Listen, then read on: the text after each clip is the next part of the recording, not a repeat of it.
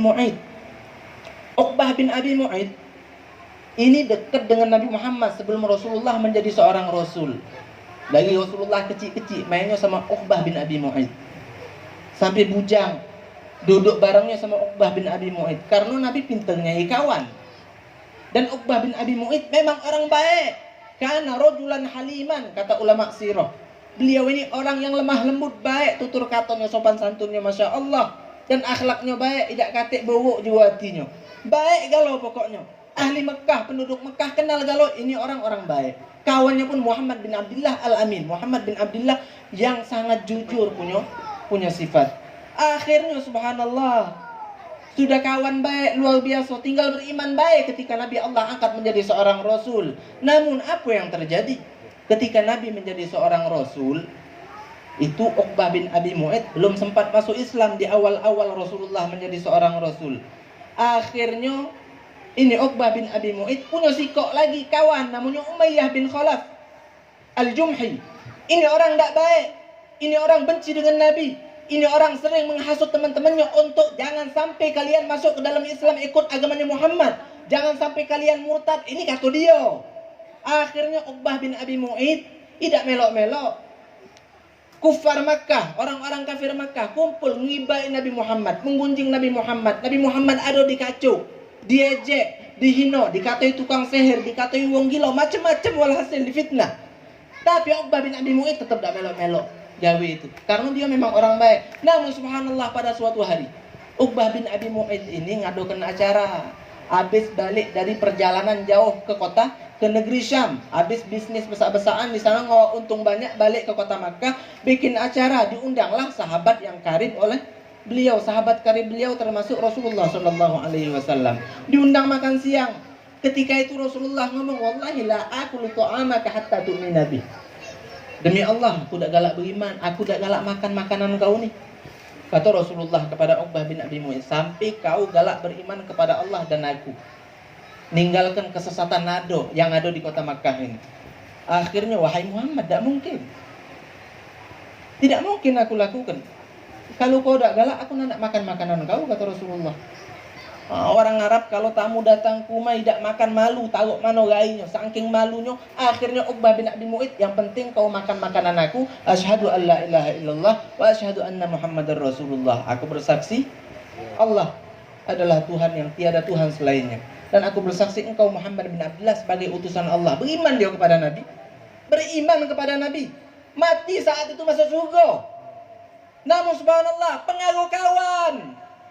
Tak lama dari situ balik pula kawannya dari Syam yang bernama Umayyah bin Khalaf, dengar dari bininya, kawan kau beriman kepada Muhammad. Akhirnya Umayyah bin Khalaf tidak pacak tidur malam itu. Gunyam dia, marah dia dengan kawannya tadi Uqbah bin Abi Mu'aid. Besok didatangi, wahai Uqbah bin Abi Mu'aid, tak bakal aku jawab salam kau. Tak bakal aku tegurkan lagi kau. Tidak bakal lagi aku galak nongkrong dengan kau sehingga engkau kafir dengan Muhammad, engkau tinggalkan agama Muhammad. Akhirnya Uqbah bin Abi Mu'aid ngomong, aku tidak beriman kepadanya. Omong kosong. Tersebar sudah di kota Makkah. Aku kan cuma syahadat. Mulut bayar, tidak baca tetap. Kalau kau nak tetap jadi kawan aku, sekarang kau datangi Muhammad. Kau katakan kepada dia bahwa engkau keluar dari agamanya dan engkau ludahi gainya. Subhanallah, ini wong akhirnya terpengaruh omongan kawan. Kawan jahat padahal dipeloi jadi ini akhirnya. Apa yang dia lakukan? Didatanginya Rasulullah lagi sholat di depan Ka'bah. Kalau Nabi sholat, didatanginya Nabi, dikatoinya Rasulullah, Dionyo dongkol mulai timbul dalam hatinya. Ini gara-gara Muhammad Galo ini tercemar nama aku di kota Makkah. Maka dengan Nabi dia. Maka dengan Nabi didatanginya, Nabi dikato-katoinya, diikrarkannya dia sudah keluar dari agama Islam dan diludainya gai Nabi. Gai Nabi diludainya. Gara-gara oloan kawan. Apalah ini? Aman bukan lolo namanya. Ada, mungkin masih sopan kita ngatokan ini lolo wala'iyadzubillah. Hadirin rahimakumullah. Dalam riwayat, tapi ada yang ngatokan pada saat dia berludah itu malaikat nepis. Dibalikkan Allah lagi ludah itu kena gai dia dewek sampai leto gainya tidak hilang-hilang. Seakan-akan gainya kena cukup pala sampai mati gainya bopengan. Hadirin rahimakumullah, keluar dari agama Islam dianya. Tapi apa kata Allah? Allah tegaskan di dalam Al-Qur'an, wa yauma ya'addu adh-dhalimu 'ala yadihi yaqulu ya laitani ittakhadtu ma'ar rasuli sabila ya wailata laitani lam attakhidh fulanan khalila laqad adallani 'ani dzikri. Kata Allah apa dalam Al-Qur'an? Di hari itu, tepatnya di hari akhir kelak, setelah penghuni surga di dalam surga, setelah penghuni neraka di dalam neraka, si Uqbah bin Abi Mu'ayth gigit jari Junako. Gigit jari itu ungkapan penyesalan yang sangat dalam kan. Gigit jari dia nyesal ngatokan ya wailata ya laitani takhadtu ma'ar rasuli sabila. Wah, andai kata dulu aku tetap beriman kepada Muhammad. Ya wailata laitani lam attakhidh fulanan khalila. Celakanya aku ngapo pula aku berkawan dengan wong jahat itu sih Umayyah bin Khalaf al-Jumhi. Jadi dia gigit jari. Kata ulama tafsir, jingok dalam At-Tafsirul Baghawi. Ini Uqbah bin Abi Mu'ayth di dalam mengaku gigit jarinya bukan kalau di jari. Gigit jarinya bukan kalau kita nyesel tidak sampai berdarah kita punya jari. Tapi Uqbah bin Abi Mu'ayth saking dia nyesel gara-gara itu dia kekal di neraka kata habisnya adab dia. Gigit jari sampai berdarah, terpotong jarinya, gigit lagi sisanya, terpotong pula sampai habis jari, tangannya digigit tiga loh, sampai tangannya habis di neraka, dia dewe yang gigit. Ngapo? Karena penyesalan dia yang sangat dalam gara-gara ninggalkan agamanya Nabi Muhammad SAW. Apa sebab? Oloan kawan, kawan buruk, kawan jahat jangan dipakai, yang baik pertahankan. Permata hidup kita itu. Hadirin rahimakumullah. Ada si kok lagi hamba Allah, bukan orang Arab, tidak pernah kenal Nabi sebelumnya. Cuman gara-gara kawan akhirnya bisa jadi orang yang termasuk sangat dekat dengan Nabi. Siapa itu? Salman Al-Farisi. Salman Al-Farisi ini bukan orang Arab, Persia jauh dari Arab. Gara-gara kenal satu orang yang tahu bahwasanya nanti akan datang seorang Rasul di akhir zaman dan saat inilah masanya, engkau silahkan cari itu Nabi. Aku tidak tahu di mana, yang penting itu tempat banyak pohon kormonya. Subhanallah. Allah tuntun dia dengan adanya niat juwati, Allah tuntun sampai ketemu dengan Nabi, sampai beriman dengan Nabi, sampai pacak bahasa Arab, sampai pacak belajar dengan Nabi, sampai pacak berperang dengan Nabi, sampai pacak membantu dengan bantuan yang hebat pada saat perang Khandaq kepada Nabi Muhammad dan para sahabatnya, sampai dipuji-puji oleh Nabi. Bahkan Rasulullah berkata, Salman minna ahlul bait. Salman Al-Farisi ini keluarga kami. Diakui keluarga oleh Rasulullah SAW. Bukan siapa-siapa sebelumnya dengan Nabi. Apa sebab pacatnya itu? Berkawan dengan kawan yang baik. Hadirin rahimakumullah. Perkumpulan ini tidak mungkin galak ada nongkrong di sini, melok duduk di sini, melok majlis kita di sini kecuali itu orang baik. Apalagi yang benar ngajak kita, pertahankan, jaga teman-teman yang baik. Mudah-mudahan Allah jadikan kita melok baik juga sampai kita Allah kumpulkan bersama orang-orang baik, tepatnya bersama Rasulullah SAW di dalam surga. Hadirin rahimakumullah, terakhir yaitu adalah kita ini dewek pacak-pacak jadi kawan yang baik buat keluarga kita. Kalau kita di luar nyai kawan yang baik, keluarga kita terpendap jauh rumah, gejokan mereka punya kawan yang baik juga. Siapa lagi kalau bukan kita yang lanang, kepala keluarga.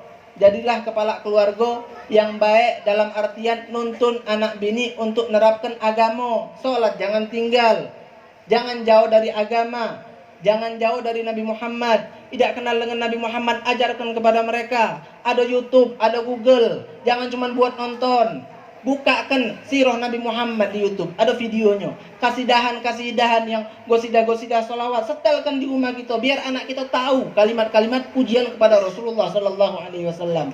Mudah zaman sekarang, Allah sediakan lebih hebat daripada umat-umat sebelum kita ini sekarang. Jadi balik-balik kita ini harus jadi teman yang baik untuk keluarga kita yang ada di rumah. Jadilah keluarga kita jadi wong baik juga. Kenalkan kepada mereka siapa itu Rasulullah Sallallahu Alaihi Wasallam. Itu Rasulullah. Kalau kita nak kenalkan kepada keluarga kita, tunjuk tahu kepada mereka bahwasanya Rasulullah itu adalah makhluk yang paling indah dan yang paling berjasa kepada kita. Rasulullah itu adalah makhluk yang paling indah dan yang paling berjasa kepada kita. Dua inti ini pacak bikin orang yang mendengar jadi cinta kepada Rasulullah. Bukan lagi hanya kenal. Kalau tidak kenal, mana nak sayang, mana nak cinta? Am lam ya'rifu rasulahum fahum lahu munkirun. Apakah gara-gara mereka tidak kenal kepada Rasul mereka sehingga mereka ingkar akan ajakannya dan tidak beriman kepadanya? Apalagi nak cinta gara-gara tidak kenal kepada Rasulullah. Orang-orang Taif datang Nabi Muhammad berdakwah, ngajak mereka untuk selamat dari neraka masuk ke surga. Apa yang mereka berikan kepada Nabi? Lemparan batu kerikil yang mereka berikan kepada anak-anak kecil mereka, dan mereka berikan kepada orang-orang gila yang ada di tempat tersebut untuk melempar Nabi Muhammad. Palak Nabi Muhammad bocor sampai itu darah netes ke telapak kakinya Rasulullah Sallallahu Alaihi Wasallam. Kenapa bisa begitu? Allahumma hadi qaumi fa innahum la ya'lamun, kata Rasulullah. Ya Allah, berikan kepada mereka hidayah, berikan kepada mereka petunjuk. Tidak akan mereka lakukan ini kecuali gara-gara mereka tidak tahu siapa aku sebenarnya. Ya Allah, jangan kita nak tahu dengan Nabi. Harus tahu, harus kenal. Terkhusus dua ini. Rasulullah makhluk yang paling indah, Rasulullah makhluk yang paling berjasa kepada kita. Tahu dua ini, cinta kepada Nabi, baca dipastikan insyaallah. Rasulullah Sallallahu Alaihi Wasallam 1400 tahun lalu itu beliau sudah galak ninggalkan teduknya untuk kita. Tengah malam beliau tidak teduk, melakukan sholat dan mendoakan kita agar diampuni oleh Allah dosa-dosa yang kita lakukan. Kita yang berdosa lagi belum tentu galak bangun malam untuk minta ampun kepada Allah. Itu dosanya dosa kita, padahal belum tentu galak bangun malam untuk berdoa minta ampun kepada Allah. Namun Rasulullah, bukan dosa beliau, gara-gara dosa kita beliau bangun malam galak untuk agar Allah ngampuni semua dosa yang kita miliki. Cuman beliau yang galak seperti itu dari 1400 tahun lalu Sallallahu Alaihi Wasallam. Begadang beliau itu suatu hari Sayyidina Bilal ibnu Rabah kelai azan sholat sunnah fajar, sahabat pun kelai tinggal komat, Nabi dak nongol-nongol, bingung sahabatnya gimana Rasulullah. Apakah beliau sakit? Apakah beliau kesiangan bangunnya hari ini? Sehingga Bilal ibnu Rabah inisiatif ngedau pintu rumah Nabi. Sayyidah Aisyah radhiyallahu taala anha bukakan pintu. Wahai Bilal, Rasulullah dari semalam masih semayang, masih tahajud, nangis-nangis sampai sekarang belum kelar juga. Jingoklah dewek ke dalam. Bilal ibnu Rabah masuk di rumah, ternyata Rasulullah tegak mantep, cak tiang tidak berenggot.